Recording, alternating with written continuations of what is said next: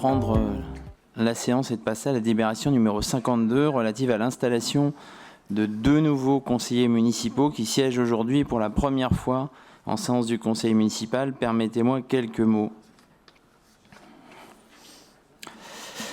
Pour les 2 élus auxquels Zora et Alexandre succèdent et qui nous ont quittés brutalement les 2 avril et 7 juin derniers.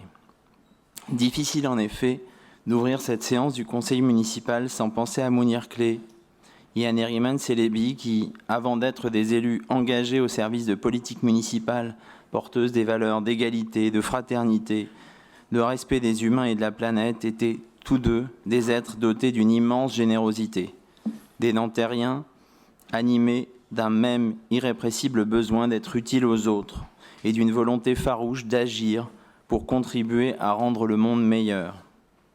Né en Algérie, Mounir Clé était un citoyen épris de justice, militant pour une école publique de qualité, profondément attaché à ce que Nanterre demeure cette ville de toutes les mixités, où il avait choisi de vivre et de s'investir dans l'association Nanterre et Plus fondée par Patrick Jarry. Brillant ingénieur, il ne comptait pas ses heures au service des autres et était animé du désir profond d'être utile à sa ville et à la construction d'une société qui permette à chacune et chacun de s'épanouir dans un monde de paix.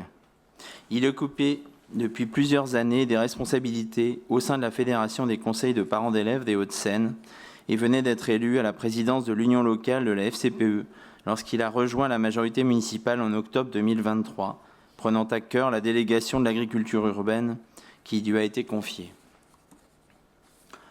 Originaire de Turquie, Neriman Celebi avait-elle grandi en Franche-Comté, près de Belfort. Elle avait travaillé pendant de nombreuses années à l'établissement français du sang, en Alsace puis à Paris. Comme Mounir et beaucoup d'entre nous, elle a fait le choix de s'installer à Nanterre où elle habitait depuis plus de 20 ans.